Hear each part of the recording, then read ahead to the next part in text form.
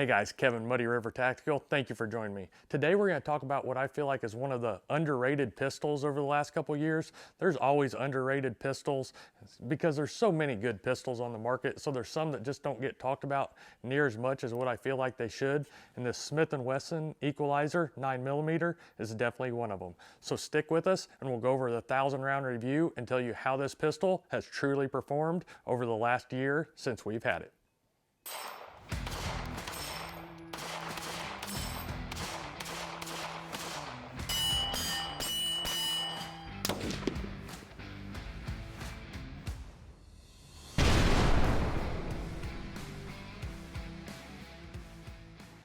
All right, guys, I want to start this video by saying I am not a super Smith and Wesson fan.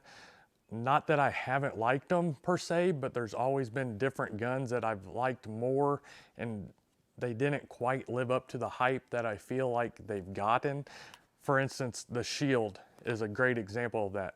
Not a bad gun at all. It shoots very well. I have nothing against it, but it's never been a top competitor in my opinion. It's been talked about a bunch, but it's just, for me personally, never lived up to all the hype. However, this Smith and Wesson Equalizer is kind of the opposite of that. The Smith and Wesson Shield still gets talked about way more than the Equalizer, and I feel like the Equalizer is a way better pistol in my opinion. It just shoots better and just an overall better feel to it. So we'll go over kind of the basic details of this pistol. We're not going to dive in too much to all the specifics as this is a 1,000-round review, and what I really want to talk about is how it's shot and how it's performed over the last year since we've had it. But this gun weighs 23 ounces and has a 3.675-inch barrel, so it's like a 3.7-inch barrel. And it's got the same technology in it as what the EZ series of the Smith & Wessons had, which makes this gun easier to rack, which I really like. And when these pistols first came out, as well as the EZ series, I thought it was just a gimmick to market to some people and that it really wouldn't benefit the community as a whole on this pistol. However, I found that to be the complete opposite, as I have no problem manipulating pistols and racking pistols as far as grip strength or any of that. However, being easier to use is never a bad thing. So I've just found it to be even more of a pleasure to shoot all the way around. And this pistol has excellent serrations on it as well. So you add the easier spring to it along with those serrations, and it's just been a true pleasure to shoot, and it shoots very soft as well. So it does have the grip safety, which if I'm going to complain about one thing on the pistol, that would be my only complaint. I'm just not a super fan of grip safeties, but with that said, it hasn't hindered it in any way. It hasn't made it not shoot as well. So take that as a grain of salt. I'm not a fan of it, but I can't say that it's impacted me negatively in any way. This pistol is one that's not thumb safety. They do make it with the thumb safety as well, but I'm not a super safety fan, so we went without that. We've had this pistol for over a year since it first came out, and we're actually about 1,400 rounds through it after we shot it at the range yesterday, and we've just shot it over time. You know, this, in all transparency, isn't a pistol I carry. It's just a pistol that I got to do a review on, and I like shooting it, so I just kept it and just kept on shooting it. So over time frames, we've shot it in hot conditions, cold conditions, all sorts of things that you can think of. So it's not just a one time at the range, blast a bunch of rounds and give an opinion. We've taken the time just to shoot this, 50 rounds one time, 100 rounds one time, 50 rounds here over the course of the year. Me, my wife, and some other people have all shot it, and everybody has loved it. So it's got the grip safety that we already talked about. The ergonomics on it just feel really good, and I find it to how the ergonomics are, it just fits a wide variety of people. So I wouldn't say it's the best feeling gun in your hand on the market. However, I feel like it fits a broader range of people feeling good, if that makes any sense at all. So if you take like a Glock or SIG or something, there's guys that love them, guys that hate them. I feel like this gun is one of those that there's nobody that's going to be on the far side of hating it. Everybody's going to at least feel like it feels good, if not great. So it just appeals to more people, in my opinion. And then the other plus to this is it uses the Shield Plus mags, which I think is a great thing. And using the mags, I shot it more with this 13 round mag in it, because it gives you a full purchase without making the gun too big. But there is the 15 round mag, which I don't have with us out here today. And then the 10 round mag, which would be great for concealed carry. It just makes that grip a little smaller, but with my hands, I can't get my pinky on it, so I don't like it quite as much, but it's still shootable with that 10 round mag in it for sure. And then if you get the 15 round mag in it, it feels and shoots like a full-size gun, just so you got so much purchase on the pistol.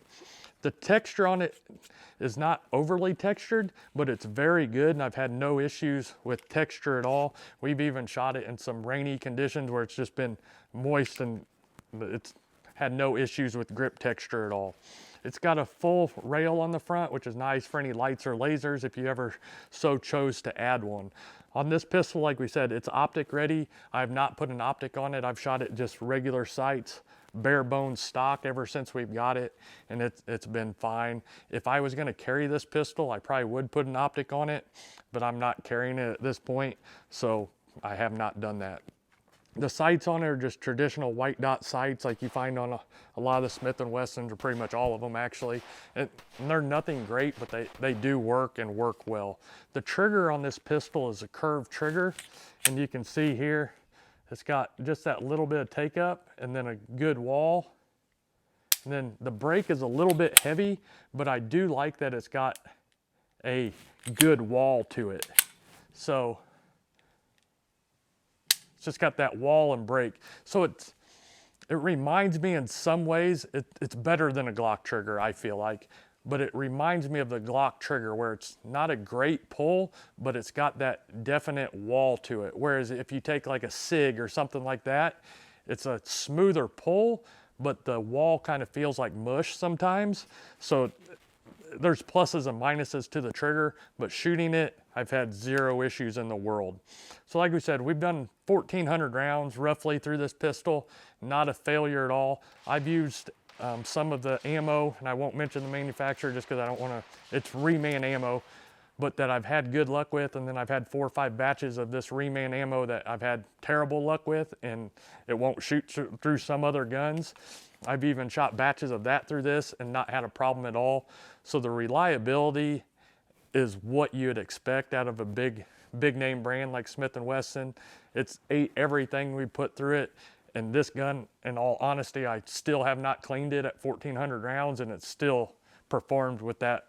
The last time we took it to the range was that ammo that's been a problem with other guns, and it's fed through all of it without an issue in the world. So reliability is 100% spot on. Accuracy out of this thing with that 3.7 inch barrel has been great as well for a concealed carry pistol and how it's meant to be used. You know, 0 to 20, 30 yards is a chip shot with this gun. That's not a problem at all. We've taken it out to 80, 90 yards and had hits on 6-inch dongs, no problem at all. So I think overall the accuracy and shootability of this gun is great. The other thing that I like about this gun is it's got that easier spring in it, so it's easier for more people to manipulate, which is good for everybody, not just for people without more hand strength. But it also makes the recoil out of this pistol very good. So people that are recoil sensitive can go to a 9mm like this and not have the snappiness, and it's more controllable than say the Shield or the Shield Plus. That's why I think this is a better gun than that and should get talked about more than those pistols, because this is way more shootable in my opinion than the Shield or Shield Plus, but really not any bigger or any bigger footprint really. It's got a little longer barrel, but it's just a way more pleasure to shoot all the way around. So I just wanted to come in and tell you guys, I see some videos on these guns when they first came out, and I feel like after 1,400 rounds and not cleaning it and shooting ammo that we've had problems with other well-known guns, shooting it through this, I just wanted to come back and do a review on this gun and definitely give my opinion on it. It's not a gun that I carry just because it's not really the gun that I'm looking for. However, it's worked very well. And if you're in the market for a gun like this, do not pass up the Equalizer 9mm, because it's it's just been a true pleasure all the way around. So if you have an Equalizer or a Shield Plus or anything, let us know in the comments section below on how you feel about it, or if you've shot this gun, definitely let us know. If you are in the market for a gun like this and you haven't, definitely find a buddy that has one or go to the range and rent one. You won't regret it. So thank you guys for joining us today. We appreciate it. If you need any holsters or anything like that, check us out at muddyrivertactical.com. We're always there to help with holsters or even concealed carry questions along the way. Email us and we'll help you with anything we can. So thank you guys for joining us. Until next time, keep practicing and always be prepared.